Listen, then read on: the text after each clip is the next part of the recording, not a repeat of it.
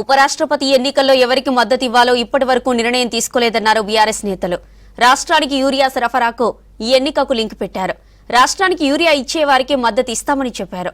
ఇక మరోవైపు రాష్ట్ర సర్కార్ వైఫల్యం వల్లే యూరియా కొరతతో రైతులు ఇబ్బందులు పడుతున్నారని ఫైర్ అయ్యారు బీఆర్ఎస్ లీడర్స్. ఉపరాష్ట్రపతి ఎన్నికలపై ఇప్పటి వరకు ఏ కూటమి తమను సంప్రదించలేదన్నారు బీఆర్ఎస్ వర్కింగ్ ప్రెసిడెంట్ కేటీఆర్. ఎన్నికల తేదీ నాటికి ఎవరికి మద్దతు ఇవ్వాలో చెబుతామన్నారు. సీఎం రేవంత్ రెడ్డి పెట్టిన అభ్యర్థి అయితే తాము వ్యతిరేకిస్తామని స్పష్టం చేశారు. మరోవైపు ఉపరాష్ట్రపతి ఎన్నికలకు యూరియాకు ఫిట్టింగ్ పెట్టారు కేటీఆర్.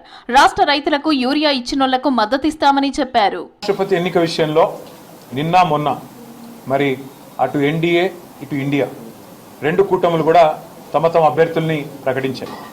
మేము మా పార్టీకి ఇంతవరకు ఎవరు కూడా సంప్రదించలేదు.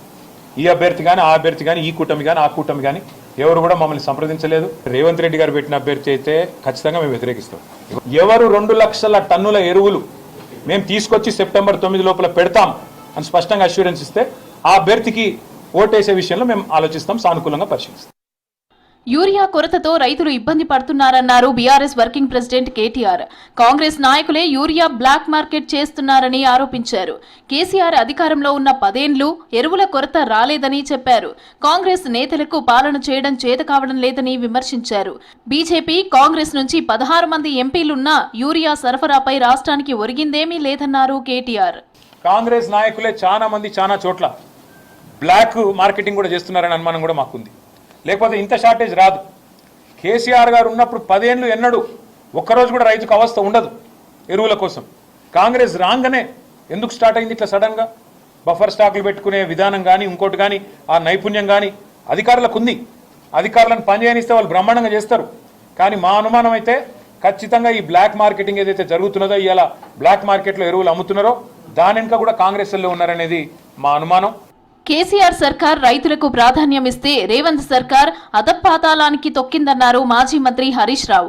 యూరియా దొరకక రైతులు ఇబ్బందులు పడుతున్నా పట్టించుకోవడం లేదన్నారు. బడేబాయ్ చోటేబాయ్ ఏం చేస్తున్నారని ప్రశ్నించారు.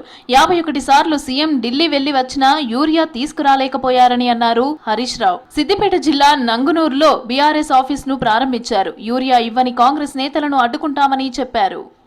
ఈ యూరియా ఇయ్యని కాంగ్రెస్ నాయకులకు ఇలా గ్రామాల్లో తిరిగే హక్కే లేదు మీకు.